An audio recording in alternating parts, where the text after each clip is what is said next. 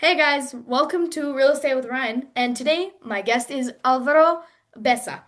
Um, Thank you for joining me on the show. I just want to get into this, like what, tell me about yourself. Nice to meet you, Ryan. Thank you for having me in your show. So at 14, you already have your podcast. I think that's huge. I don't have anything like that. So me, I'm 48 years old. I'm from Chile. We have been living in Canada for 5 years. It's going to be 5 years at the end of the month. I started doing real estate in 2010, but it was only a couple of single family homes in Chile.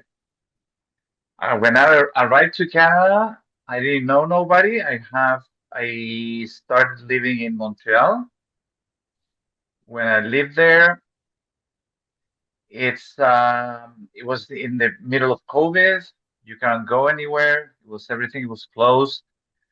So I started looking for a teacher, somebody that can help me knowing how real estate works in Canada because I wanted to get in. I found Alfonso Cuadra, and he's the lead teacher in Well Genius. That is the real estate group where I meet your parents. Very nice people. And we started our coaching in March 21. So like 4.5 years ago. And it was pretty amazing because I'm kind of a nerd. I like to study. I like to understand how things works. I like to meet new people, to know new things that I didn't know before. I really like learning.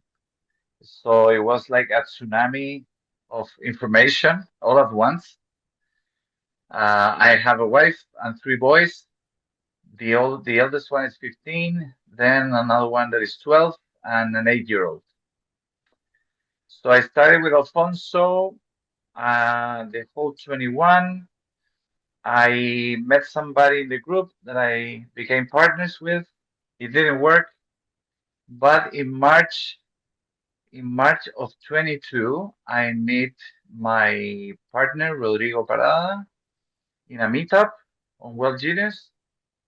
His father is Chilean, so he used all the bad words, but don't repeat those. Those are not very, not very recommendable. So it was, every time I hear those kind of words, I laugh. I don't know why. And we became friends. I moved to Alberta in June 2022. We started working in August 22, 3 years ago, with nothing. We didn't have a penny. We didn't have how to pay. The appraiser is the guy who tells you what's the value of your building or of your house.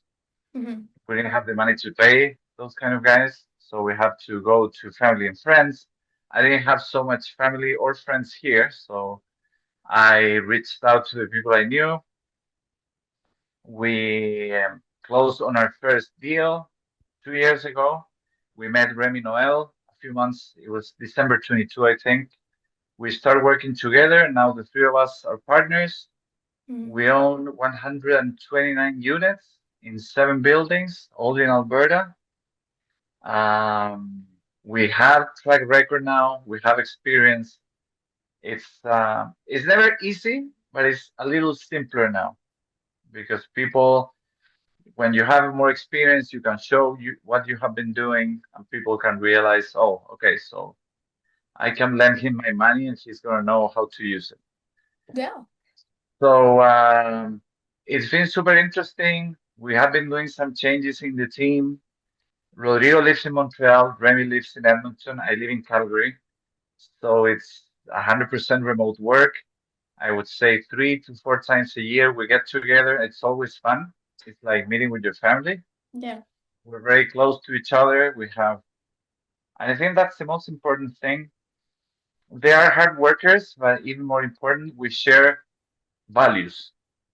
So Yeah. everything that's wrong to me is wrong to them, and everything that is good to me is good to them. So it's super important when you partner with somebody. Absolutely. That sounds like how's that going for you? What you mean? Like how's it going? Like, is it fun? Is it go It's faster? fun because at the beginning was like dating. So you meet the girl, you like the girl, you take her for an ice cream, you go to the movies or whatever, and after a while you start dating officially, and it's your girlfriend, whatever. And now we're kind of married. So so it's been good because after 3 years, I think we know each other very well. So I know how they are going to react. They know how I'm going to react. And I think what is very important is to have patience. They have to be patient with you. You have to be patient with them. Yeah. And it's been, no, it's been really, really nice. Yeah, absolutely. Could you tell me about just like getting into this, could you tell me about your very first deal that came through and what you learned from it? In Canada or in Chile? The first ever deal. The first ever. Okay. The first ever was a single family home that I bought from a friend in Chile. It was cheap. It was well located. I did some renovations, but nothing major. It was like paint, flooring, stuff like that, and cleaning it up. We rented right away. It was like a very nice little house with a very good location. You can walk to the grocery store, you can walk to the school. It was very, very nice. And I had that one for 7 or 8 years. And then I sold it and I bought another one. And in the middle, one of my friends in Chile, he is a land developer. Hmm. He sells land. So if you want to have your house, he can sell you a piece of land and you can build your house. And he told me that he was going to sell a bunch of lots in a very nice area of the city of Santiago. That's the capital of Chile. And I said, "How much is a lot?" No, they're about, I don't remember. It's like $50,000 or something. Oh, I don't have that kind of money. That kind of money. And he said, "But I tell you what, you can help me selling them to people, and instead of a commission, I can give you a lot." Okay. So I did that. Sold about 8 or 9 lots, and he gave me a lot in return, and I still own it. It has a very nice view. It's kind of in a very nice hill. You can see all the city. It's very nice. Absolutely. That's a big step for you, right? Like, how did you start to invest? What got you into it? I like it because it's um it's one of the things you can buy with money that is not yours. Okay, so you can go to the bank. Maybe you can put a little down payment, and you can tell somebody, "Hey, maybe you can borrow me down payment, or a couple of friends, or more friends, and I can give you all the rents to you." Yeah. So I keep the house, I maintain it, I collect the rents, I fix whatever it has to be fixed, and with that money I go to the bank, and the bank said, "Okay, I can lend you the money, I can buy it for you, you can get a mortgage, you can have tenants, and the tenants paid for you." It's beautiful.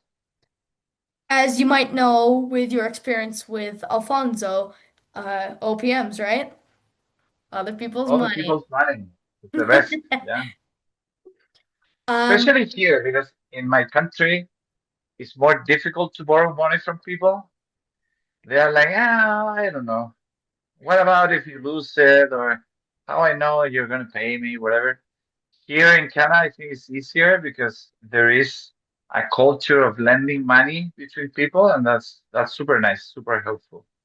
It makes all the difference to me. cool. So would that be are you a passive or active investor? I would say both because passive, because we own a percentage of the buildings we work with, Hmm. but at the same time active because you have to do a lot of work on the backstage. A lot of work. It's it's everything is it's like going to the theater and watch a play, right? Yeah. You see the actors and everything, but behind them is a lot of things going on. The guys from the lighting and everything. So it's the same. I have people that manage those buildings for us, Yeah. but I have to manage them. Now, recently, we changed the managers because the first ones they they were very nice people, but they didn't have the quality of service we require because, as you remember from Alfonso, Ryan, when you use OPM, you have to be double or triple responsible because it's not your money. So you have to take really good care of it. And if you have managers that are not that good, they're going to lose money. And then what you're going to say to the investors? Exactly. Yeah. So, do you have a property managing business or? No, not yet. We hire somebody that does that for us. We're in the middle of the transfer of all our properties from the first property manager to the new one. She's great. Her name is Carly. She's super nice. She's very organized. She works very hard, and she's like me. When things are not organized or in order, I start getting nervous. She's like me, so she's very organized. She has everything organized, and she knows exactly what's going on every building. That's a very good thing. During your investing journey, what is the most valuable lesson that you've learned? So, like, in Very good all question. of the time, yeah. Let me see. You have to live up your word. How would you might say how? If you're my investor or you are my architect or you are my lawyer or whoever I'm working with, and it's very little things like I'm gonna call you tomorrow and then I call you tomorrow. Yeah, yeah, like No keeping a matter what, promise. I'm gonna call you exactly. That's I think the most important thing in this business is that people believe you, and for people believing in you, you have to show them that you are reliable with very little things. It's the little things that really creates at the end of the day, your reputation. Because if I told you, Ryan, if I tell you now, I'm gonna call you tomorrow, and then I didn't call you, and you send me an email, hey, you told me you were going to call me yesterday and you didn't. Okay, okay, I'm calling you tomorrow, and then I didn't call you again. Eh, eh, Yeah, I totally maybe understand. Alvaro. I don't feel so sure. So, for example, sometimes I owe money to, I don't know, let's say the lawyers or to some construction guys, whatever. It's very different. For example, for I had an emergency or whatever, and I don't have the money to pay them in 2 weeks, like I tell them. Yeah. Okay. So, what is the best way to go? To wait them to call me, hey, it's been a week and you didn't pay us. When are you going to pay me? Or to call them first. So what I do is I reach out to people before, like 2 or 3 weeks before the date. If I know that I'm not going to be able to pay for maybe, I don't know, some investor told me he was going to give me money on Tuesday and he gave me the money on Friday, and I know that, I'm going to call this person and say, you know what? I have your money. It's a little delayed because of this or that. I'll tell them the truth always. Do you mind if I pay you on Friday instead of Monday? 99% of people is going to say, no, no worries, no problem. Thank you for calling me. So the next time you reach out to them, they are going to pick up the phone and help you. Because if you're not like that, they're going to escape That's a or really run good away from strategy. you. I should use that. Yeah. If you call them first, I'm being very honest. Like you know, we have this money for you. It's there, but the person who is going to give it to me is he has an emergency or he's sick or whatever. So it's going to be next week instead of this week. Are you okay with that? If you're in trouble, I'm going to manage and I'm going to find a solution and get the money for you. But if you could wait and 1 week, you will be helping me immensely. 99% of people, yeah, sure. Thank you so much for calling me. It's very important because it's little things. The little things are the ones who build trust or the ones who destroys trust, really. Yeah. So if you're borrowing and you create this good reputation with this lender, you could borrow Yeah, from them again, or yeah, like really good. absolutely. Or maybe you are my handyman and you fix everything that happens in my building.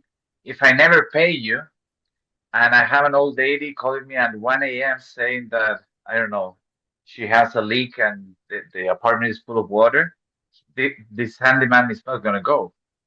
No, no, no, you never pay me, so bye. If you pay them on time, if you, at the end of the day, Ryan, I think it's showing respect for the other person. There is no one in the planet that is not going to be grateful of somebody showing respect to them.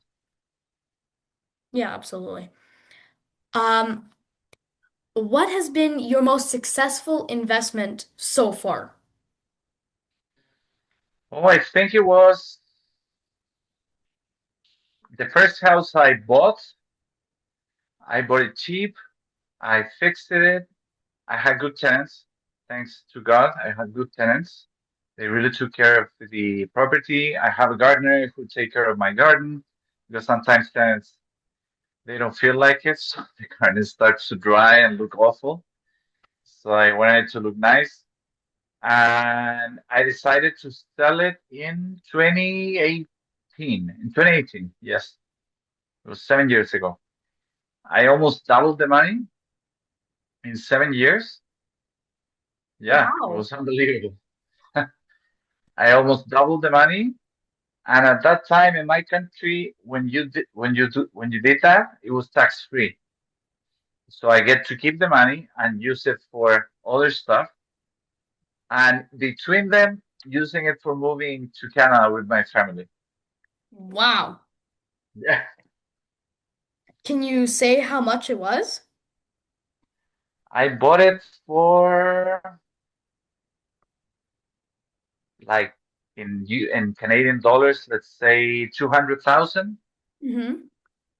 Okay, and I used the banks and everything. I didn't have a penny, but I always pay my mortgage in time. Every time the interest rate went down a little bit, I did it. I do a refinance so I can pay less interest, so it's cheaper for me, and I maintain it very well. So when I sell it myself. I didn't get a realtor or anything. I sell it like in I don't know 2 weeks. It was pretty fast, and I sold it for 450, 430, something like that. Thousand. Yeah, I never had so much money in my life. That was That's pretty exciting. beautiful. Yeah, I invested it well in other stuff in there. And that's the other thing I learned, I think, over the years. If you have the discipline, I always talk to my kids about discipline because it's pretty much the art of doing what you don't want to do now, but you do it anyways. That's discipline. If you have the discipline of, I don't know, if you spend every month $100 and you're making $100, you end at the end of the month with zero, right? And maybe your boss is gonna go to you and say, Ryan, you have been doing a terrific work, so I'm gonna give you a raise to $300 instead of 100. If you're disciplined and you stay spending 100, even if you're making 300, you're gonna be a rich guy Your margin is 200. because everybody, and this is adults, young people, everybody, what they do is they have a little more, they spend more. They have a little more, They spend more. So they never have anything. If you look at the these famous millionaires, everyone lives below his means, their means. That's very important, especially if you want to buy real estate. The ability to save and be very disciplined about your spending, it's key. Yeah, Key absolutely. because you can make a lot of money, but if you're not disciplined, you're going to waste it. And after a couple of months, there is not going to be anything. But if you, no, I'm not going to buy those sports shoes that I like so much. I'm gonna I'm gonna restrain myself. But then maybe 2 weeks after, you find the same pair of shoes for half the price. I don't know. You see, it's not giving up, giving in to the temptation of spending everything because it's very nice to have money. Yeah. Um, what has been your biggest mistake in investing, and how did you learn from it? Very good question. My biggest mistake, I think, is trusting the wrong people. Yeah, that Okay, happens a lot. but fortunately, it didn't. It wasn't any. There wasn't any catastrophe or some major thing that I got involved. But sometimes you trust people because they seem to be very nice until they are not nice anymore, or maybe they are super nice people for real, but they are not. How can I say this? It's like you are a race driver. I like cars. So if you're a race driver, the guy that has to be your best friend is your mechanic because that's the guy who's gonna fix your car, who's gonna keep the car with good maintenance and ready for the race, right? Yeah, yeah, But if your mechanic is super nice, but he's really not such a good mechanic, eh, maybe you're gonna broke the engine in the middle of the race and you're gonna be disqualified, or the car won't start and everybody's gonna be ahead of you. So I think you have to. I learned to look for a balance between the human qualities that are very important, but also the professional qualities. hmm, So the other person, if he's helping you with your business, he has to know his trade. It's like when you're in school and you have a new, I don't know, history teacher, and you can tell after half an hour that the guy doesn't know what he's talking about. It's kind of the same. I have a couple more questions for you because we're Yeah, already out absolutely. of time. Yeah, yeah, yeah. Um, what inspired you to be who you are today? Hmm. Very interesting. I think I'm a Catholic. I think it's a mixture between Jesus Christ and Virgin Mary. And within my family, my grandfather and my dad. Sure. Um, Those are my main inspiration people, I think. what would be your advice for me today to be successful in the future? In whatever you do, Yes. commit yourself to be the best. It sounds like a phrase from a movie, but it's true. If you don't want to be the best, you're not going to be the best. It's not, and it's very tricky because it's not that you want to be the best in comparison to other people. I would say be the best that you can be. I don't compare myself with others because maybe he's faster than me when he runs, or he's taller, or he's more handsome, or he's whatever. But within your talents that you have, that were given to you when you were born, use them the best way possible. That's what I would say. Because if I tell you, yeah, I'm going to be the best in math, that's not going to happen. I suck at math. I'm really bad at math. But if you tell me you have to convince somebody to do something he doesn't want to do, I'm the best. Good things, not bad things, by the way. But I can be persuasive. I can build trust. quickly because I'm going to tell you the truth. That's that's the honest truth. It's like when I sell a car, I'm going to tell you the good things and the bad things, not only the good things. Yeah. So within your own talents, use them the best way possible. Would you like to talk about any businesses that you own?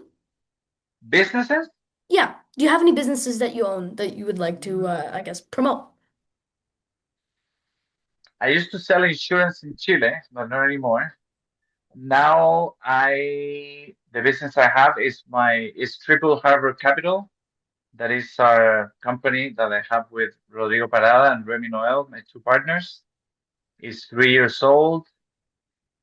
We have, like I told you, 199 apartments in 7 buildings. That is around 17 or $17.5 million in assets under management. And it's been a lot of work, a Hmm. lot of work. And don't get scared. Don't get scared. It things because it's not gonna be pretty all the time. You're gonna have a hard time sometimes, but you have to fly over them. Thank you. I have just one last question for you. Sure. Is there any book, resource, or person that influenced you, Hmm. or that you would like to recommend to the audience? Yeah, I have a book that is unbelievable, but a book that really helped me recently Mm-hmm. it was about the American Civil War, okay?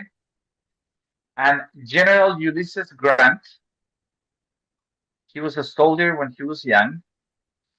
In that time, when you were a soldier and they sent you far away, you couldn't go with your family. So that was pretty sad. He was alone. He has a wife and 4 boys. And so he quit the military and got back home. He was very poor. Every single business that he went into went bad. So he couldn't sell whatever he was selling. He has to go to his hometown that he didn't like that much and work at his father's store. And his father was kind of a difficult guy. Uh, then the Civil War started, and he went to because they needed soldiers and officers, and he was an officer, but he was out of the army.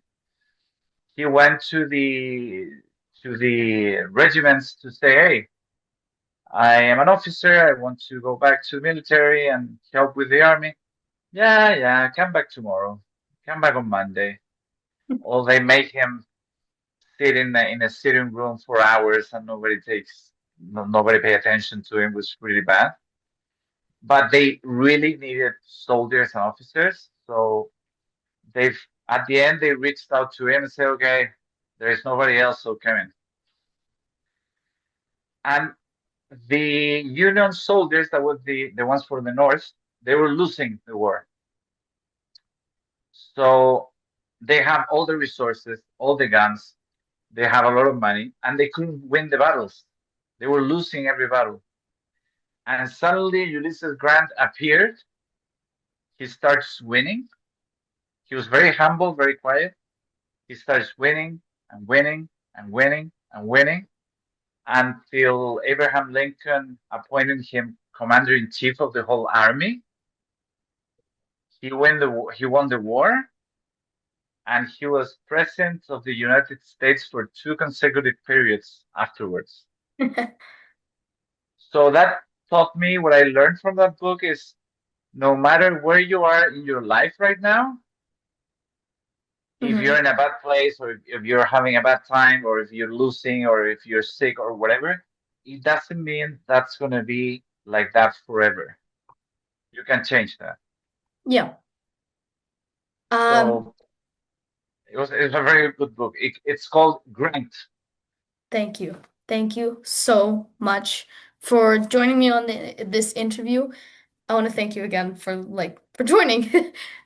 Thank you for inviting me, Ryan. It was great talking to you.